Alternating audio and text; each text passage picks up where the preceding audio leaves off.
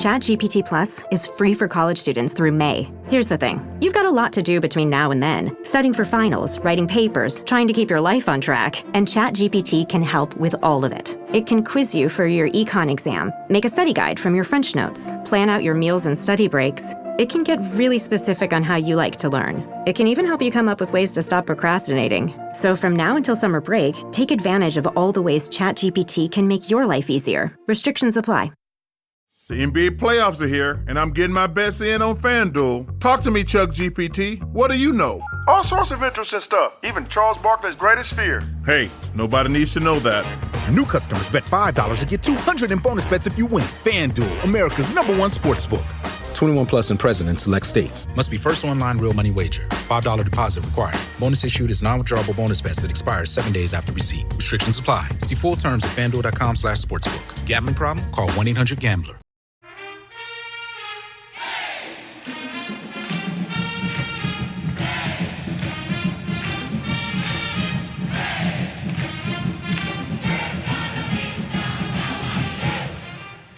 Hey there, Duke fans. Welcome to episode number 104 of DBR Bites. It's the first Bites we've had in a while because a lot of these episodes have been full episodes, but naturally, it's Donald. I got Jace with me. We like to talk, so maybe this will be a Bites or a regular episode by the end in terms of length. But Jason, we're here to talk about the NBA Draft Lottery. Before we get into the lottery, how are you doing so far on this fine afternoon? I'm doing quite nicely. It was fun watching the lottery and it being, all about Cooper Flagg. Where's Cooper going? Where's Cooper going? We had that brief moment where it looked like it might be San Antonio. You and I talked about on the podcast yesterday. I was like, this could ruin the NBA in my opinion. But by the way, I also want to mention, Donald, I was watching last night when Jason Tatum suffered a terrible leg injury. As we record right now, I don't think there's official word on it. I think every amateur doctor in the universe looked at it and said that looks like an Achilles, just sort of the nature of what happened to him, non-contact, pushing off his back leg. And Achilles injuries are just, it's like as bad an injury as you can have if you're a professional athlete, especially a professional basketball player. And we're hoping and praying for Tatum at this point. It's just really, really unfortunate for him.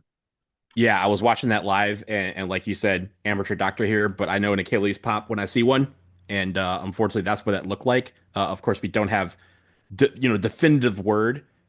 But if that's the case, then I mean, the NBA really is shook up by that one. That changes a lot about the dynamic of the NBA and some of the. I mean, Jason Tatum was one of these stars of the NBA, one of the faces of the league.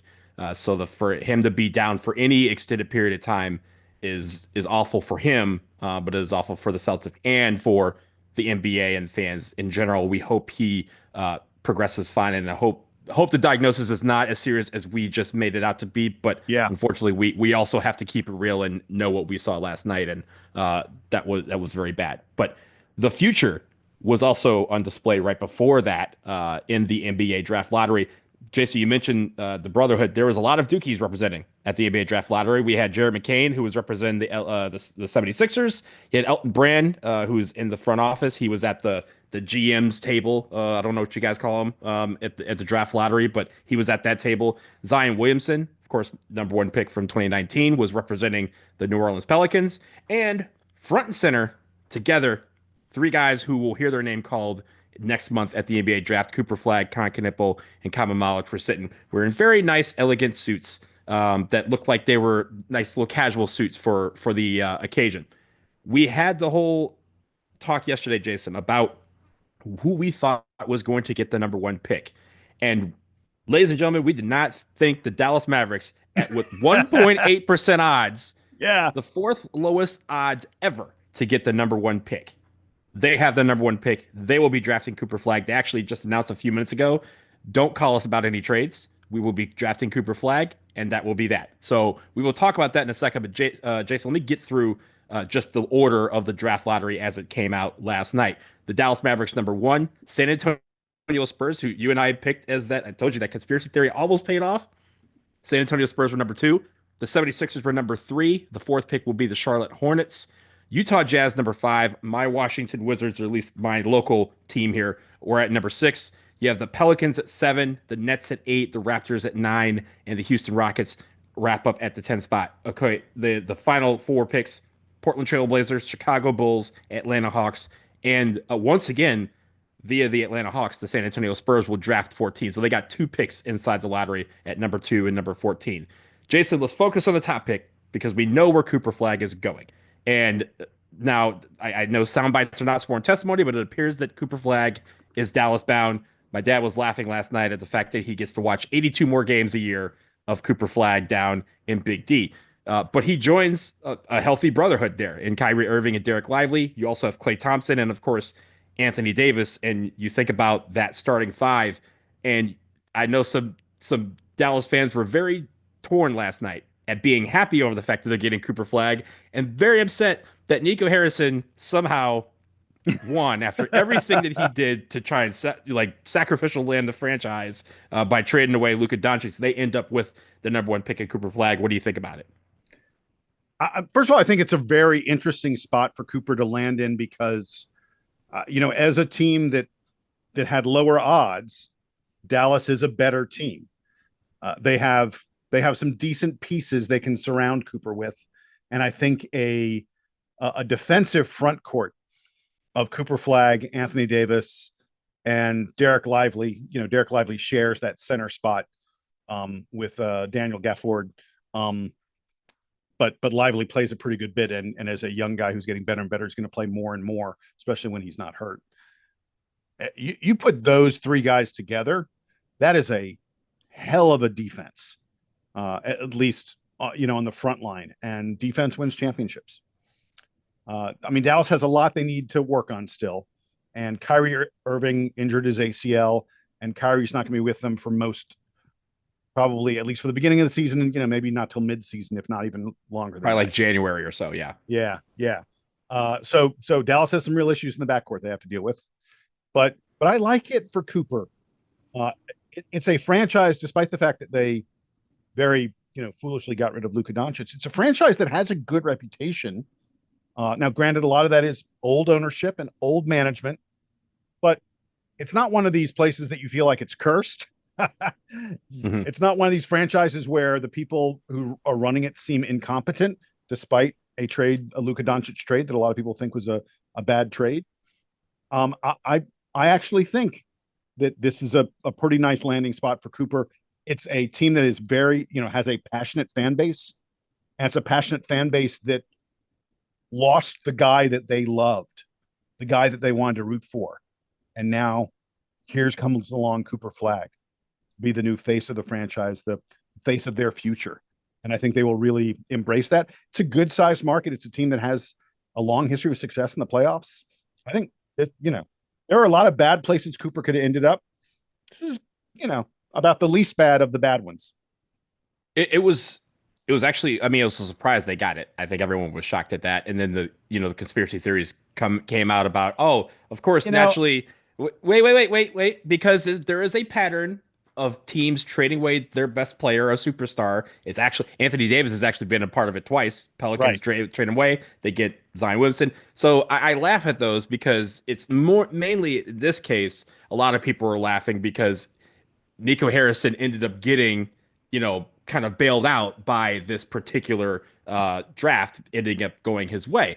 But I think in the case of Dallas, first of all, like you said, they have a lot of good pieces. While they're over the cap, they still have some maneuverability with some of their roster construction, and they can even bring in a couple of guys. Like you mentioned, they're probably going to need a point guard to help out while Kyrie Irving's out. They're going to need another shooter to help with Klay Thompson. Klay Thompson is there, by the way, so he can hit threes.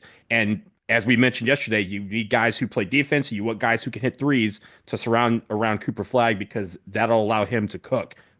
Get to the hole and get his buckets, but also be able to pass out to guys who are wide open. So they're going to probably be looking for a lot of that this summer. I think also if you think about the money aspect of things, he gets to play at least 45 games in the state of Texas, which has no state income tax. So I know for that $63 million contract that he will get as the number 1 pick gets a little bit more valuable in that regard. But I really like it for him. I like it for the city of Dallas. I think, again, another young player to build themselves around. The rivalry that's going to be between Dallas and San Antonio and Houston, all of whom have young stars on their team that can kind of grow. That's going to be I mean, that dynamic was already great, but I think it gets a little bit more ratcheted up because now Dallas has their young star that they can work around.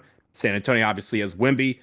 You have Amen Thompson, who is really doing well for the Rockets and people think can be the face of that franchise. So it creates a little bit of an extra boost to the rivalry amongst those Texas teams. So I really like it for Dallas. And of course, that means hopefully when I go visit my dad and brother in Texas, I get to see Cooper Flagg at a few games. So that's pretty cool for me.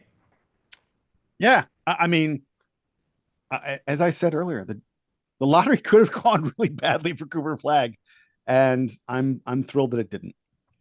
Yeah, I mean, thinking about some of the teams that were among the teams that had the best odds of getting him. First of all, as a Pistons fan, I should tell you, don't ever be the worst team in the NBA because you will not get the one pick. We did it 3 years in a row. We did it with a fifth pick every single time. Hello, Utah Jazz. They got they get the fourth pick. Washington Wizards got the sixth pick. So yeah, you know what? I'm sorry. They got the fifth pick, the Jazz. So they got literally the worst possible pick they could possibly get by being the worst team in the NBA. Congratulations to you. Welcome to my world as a Detroit Pistons fan. Now, but having said that, being in a position of, again, last year, your Atlanta Hawks went from there. I think they had the 10th best odds to get it, and they rose up to number 1 and get the 1 pick.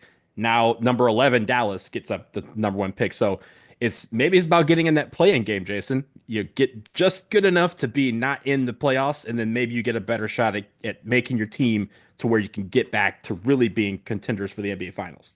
I do like that teams that didn't tank were rewarded with that pick, because Dallas, by the way, was a team that absolutely could, especially once they did the Luka trade and almost immediately after that, Anthony Davis got hurt. They could have just said, all right, let's rest guys. Let's not try that hard, lose as many games as we can. We know we're not going anywhere.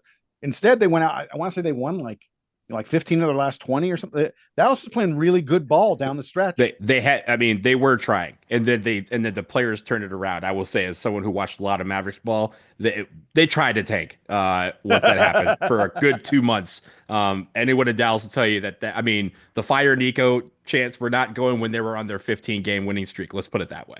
Okay. Well, in any event, like we've been saying, the uncertainty of the NBA draft lottery, I think, is a good, interesting thing. And I'm glad the NBA has it. Although, you got to help out the bad franchises. At a certain point, the bad franchises have to have a good shot at getting a good pick and getting a good player. Although, look, it's not like every great NBA superstar went number 1 in the draft. If you do a good job of the guy when you're picking 3rd, 5th, 9th, 15th, whatever it may be, that's a big deal. Donovan Mitchell leading the Cleveland Cavaliers was, I think, barely back into the very end of the lottery. Yeah. Like 12th or something like that. The Pistons didn't take him. The Pistons took Luke Kennard, who I thought was a great pick and turned out pretty decently, but you had Donovan Mitchell, and Donovan Mitchell is an all-star. So people, and that is no Sam Bowie, Michael Jordan comparison. But you have the Sam Bowies and you have the MJs. And so that's sometimes you sometimes even have the Nikola Jokic's, who were 40th in the draft when he got picked. Second rounder. Yeah. So you have worked out very nicely. You have those misses. Worked out very nicely for Denver. Yes, it did. Let's take a quick break. On the other side, we're going to talk a little bit about Con Knipple, Common Malawach, and we'll talk about Cedric Coward, because his name is being thrown around that NBA draft combine quite a bit. So we'll talk about it after this.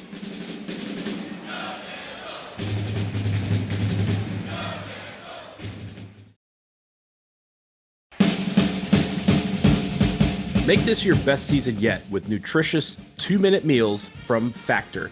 Eating well has never been this easy. Just heat up and enjoy, giving you more time to do what you want. The meals arrive fresh and ready to eat, and most importantly, they fill you up and they're delicious. Yeah, and this is the perfect time of year to get outside instead of prepping and cooking indoors.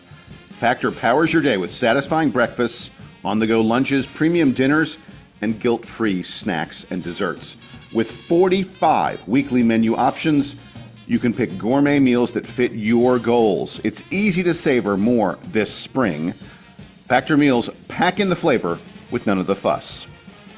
It's time to get started at factormeals.com/DukeBB50off and use that code DukeBB50off to get 50% off plus free shipping on your first box.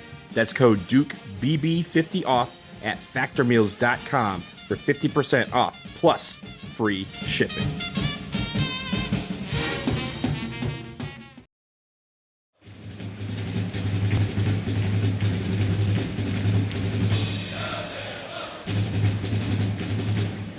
All right, we are back, and we stay with the NBA draft lottery for a second because two other guys who were at the draft lottery presentation, or I guess selection, last night, Kamen Malwatch, Khan Knipple, again, front and center, right next to their boy Cooper Flagg. Cooper's going number one. Where Khan and Man are going, a little bit more uncertain. Now, do we think that they'll be a lottery pick? My answer, yes. Where in the lottery will they go? Have no idea. There's quite a few guys that could be in use for their services. There's quite a few teams that are kind of bunched in that 5 to 10 range that could go after either of them. And I think that's what makes it interesting is that, Jason, a lot of these teams like the Pelicans, the Raptors, the Wizards, the Brooklyn Nets, they need a center and they need shooting. And so you can only pick one of them. And I'm wondering which of those teams, or maybe one of those teams I did mention, ends up drafting one of our guys in the first round. You know, to me, the more interesting question about Khan and Man is which one goes first. I think coming into the draft, coming into the combine, I should say, you know, everyone was sort of saying that Khan probably goes in the top half of the lottery, you know, 6, 7, 8, maybe as high as 5, somewhere in that kind of range, and that Man had more wide of a range, and that, you know, there are even people who are projecting him around, you know, 13, 15, some even folks had him later in the teens.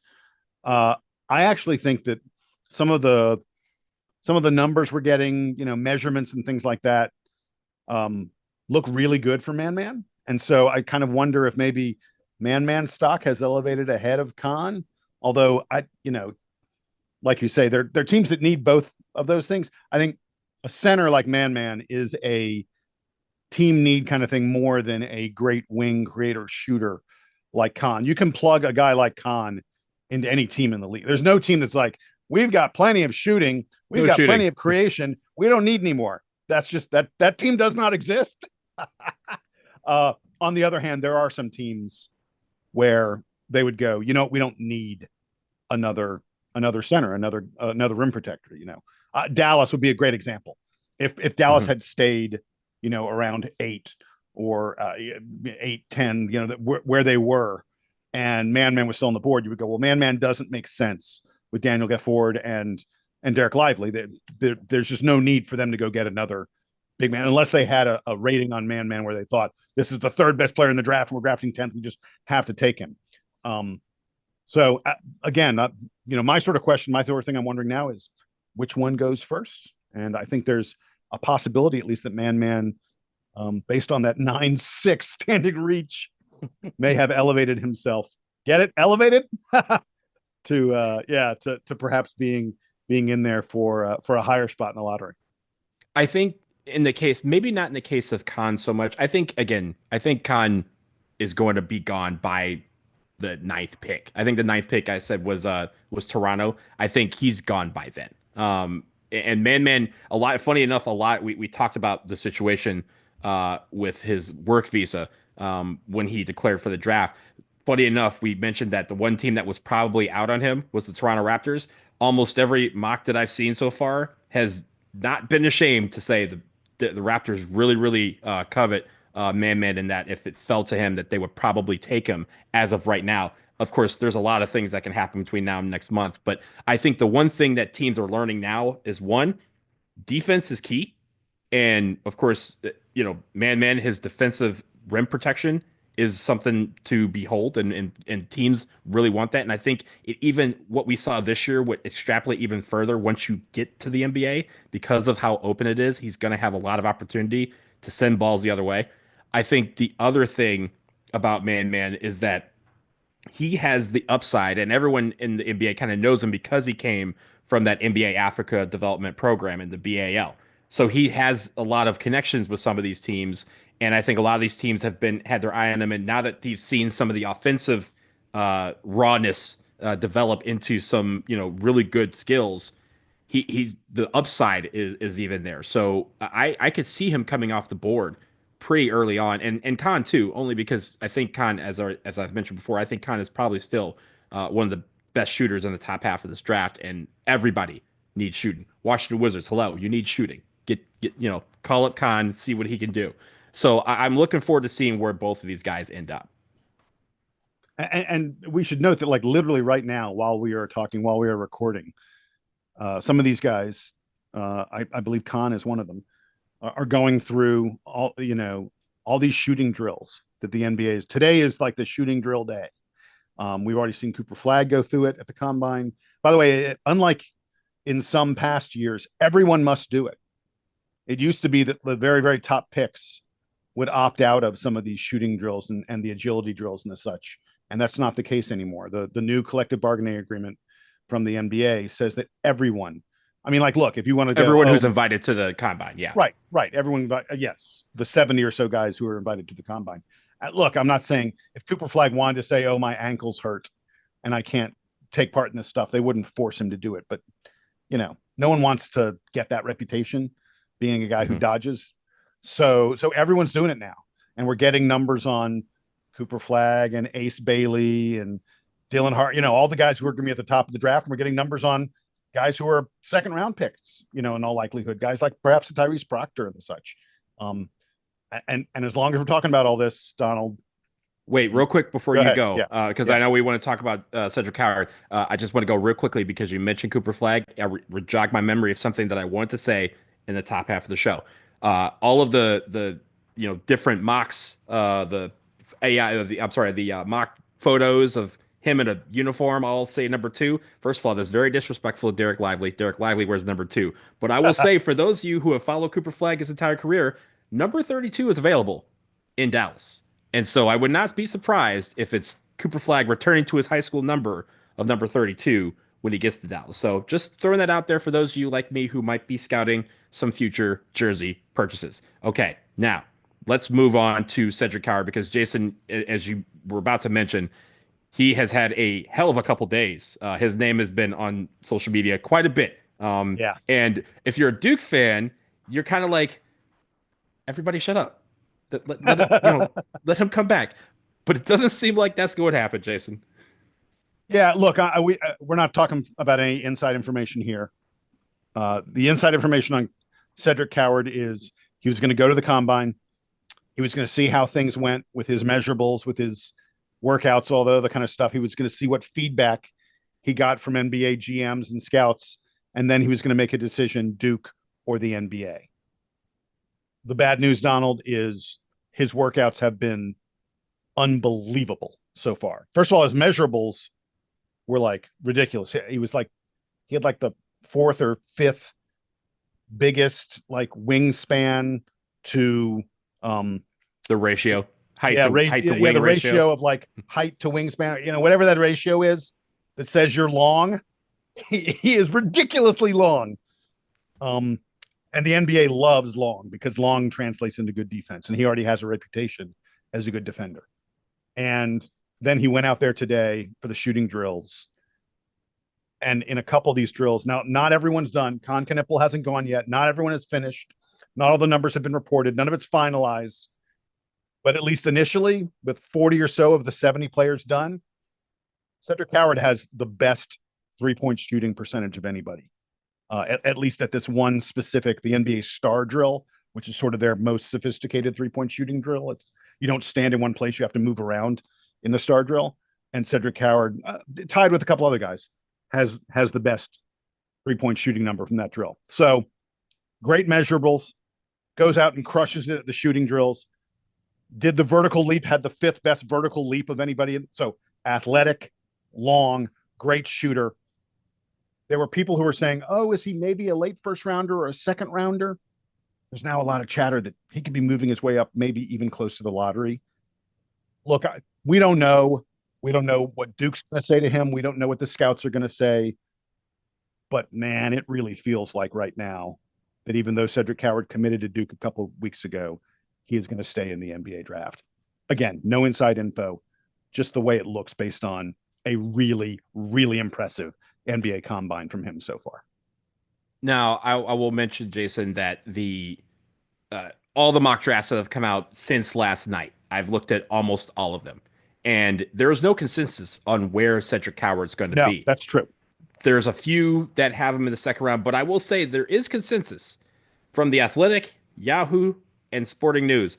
All of them. They're the three outlets that have predicted that Cedric Coward, as of right now, would be a first round pick, and they all have him going number 22 to your Atlanta Hawks. So maybe you get to see him next year. It just in a different uniform than you would thought. But wrong stadium, wrong arena, but right down the street from you. So you could go and be like, well, you could have done this in Cameron, but okay. No, I think the real thing is what some of these guys have been saying about Cedric Coward, the athleticism, the shooting, leads me to the one thing that I think is the biggest surprise from this. While he's not participating in the scrimmages, it seems like he has, pretty close to recovered from that labrum injury to his shoulder. Yeah. You can't shoot 17 for 25 on a bum shoulder. Like, if you are, then you are a cyborg. And I don't know if the NBA allows cyborgs in yet. We're not in iRobot territory, but I think with Cedric Coward, the fact that he's recovered from there and he's able to show a little bit of what he can do, at the very least, I'm sure there's some teams who are going to be like, hey, I want to see more if you're ready. Let's bring you in for some workouts, which delays this a little bit further. But again, we have until May 28th, I want to say, before that locks for players who want to withdraw from the draft and still maintain the eligibility. I think we learn well before then. Maybe by the end of this week, we may have a decision one way or the other. But I mean, for those of you who were very high on Cedric Coward, as we were as well, watch the NBA draft combines, scrimmages, and all the drills. You see a guy who would be very great in a Duke uniform, but we have to hope that what they saw was enough for him to say thank you. But if I'm not getting a guaranteed first rounder, then let me come back and show you what I can do in Durham. So, last word on that, Jason. I don't think that's what's going to happen. I think that Cedric Coward is going to stay in the NBA draft, and I think he will make a decision fairly soon, and he will let Duke know, and Duke will make a decision, and Duke will, if necessary, Duke will move on to backup plans. There are still backup plans that are available, that are out there. Jon Scheyer, look, I'll just say it in simple terms. Duke had allocated a certain amount of NIL money towards Cedric Coward, a probably very significant amount of NIL money, and Duke's going to have that money to pay someone else, and to find the right fit and find the right kind of player who also wants that right kind of check. And I'm confident that Jon Scheyer will get someone excellent. And if we get fortunate enough that Cedric Coward decides he does want to come play in Durham for a year, boy, then these combine numbers, they just show you what a great player he's going to be. Mm-hmm. Yeah. The fact that we have guys, I mean, like I said, there's going to be guys after this who are going to get grades of some sort from the NBA, and they will use that to make decisions. Some of them are going to withdraw because there are, like I said, there's over 160 guys who are eligible for this NBA draft in the 59 spots. So some of these guys are going to say, those odds, let me just, come back to college. And again, as you mentioned, I think we've talked about this in weeks past, Duke is after a couple of them, or at least has their eye on them, saying like, keep us posted. So there's still irons in the fire. We just got to see, what decisions are made by some of these guys. Yeah, and the last thing I'll say about all this is we're going to go ahead and watch the scrimmages that happened this week, especially Sion James. Sion, by the way, he hasn't done all his testing yet, but his shooting numbers look good. Looks like, yeah, real quick, he had his vertical 39.5 inches, which is just slightly above Cedric Coward. But I think I was telling you this before we recorded. He recorded a 3/4 sprint of 2.97 seconds. He's the only player to do sub 3 seconds, and he's only the 11th player in NBA draft combine history to record a 3/4 court run under 3 seconds. Yeah, but the point I was going to make is once we get all the numbers, once everybody's done, once all the numbers are in from all the different testing that they're going to be doing, throughout the rest of today, And actually, no, I guess I think they're tomorrow done as well. Tomorrow, do they do something? Or They do tomorrow's something the scrimmages. Tomorrow's the scrimmages. Before the scrimmages, they do a little bit more. That's right. There's a couple more shooting drills. Anyway, once they get all of it done, you and I are going to come back in a couple days. We will talk about what happened in the scrimmages for Sion. We'll talk about all the numbers that all these guys recorded. We haven't seen anything from Con Knipple yet. And, want to look really hard at how Tyrese Proctor did. Looks like his shooting numbers weren't great in some categories, but in some other categories were really, really good. So, that's sort of Tyrese. Feast or famine sometimes on Tyrese. We saw that throughout his 3 years at Duke. And once we get all that, you and I will come on here and we'll talk about how all these Duke guys have done and whether they've elevated their stock or what's going on. It looks like for the most part, they are elevating their stock. It looks like the Duke guys are having a good week so far at the Combine. But it's only Tuesday. We'll see what happens. One thing's for sure, they have made our week at least a little bit more anticipatory. We can look forward to some of this stuff. And as we get closer to the NBA draft, we're still going to have this kind of coverage. We're going to, I think, Jason, I don't think we've talked about this, but we're probably going to try and get some of the experts that we've had in years past back, like Jay and I'm blanking on the guy we had, your friend, the agent. Jeremiah. Jeremiah. Yeah. Not an agent. He's a trainer. I'm not sure we can get. Thank you. I'm not sure we can get Jeremiah again. I'm just well, the guys he works for don't really allow him to talk. Got it. Understood. We were blessed to have him when we could. And so maybe we'll try and get another expert on here to talk about all our guys as we approach the NBA draft. But we'll do it. That will do it for this episode of DBR Bites. As we mentioned, we'll be back very, very soon. So keep subscribed, keep telling your friends, keep rating and reviewing us, and keep emailing us, dbrpodcast@gmail.com. We have some time now. We can read a couple of questions. We can see, maybe you can help us craft some of the themes for future episodes. But until then, he's Jason. I'm Donald. And for the NBA Draft Combine and the lottery, shout out Dallas. It's the Duke Band. They're playing us out, and they're taking us home.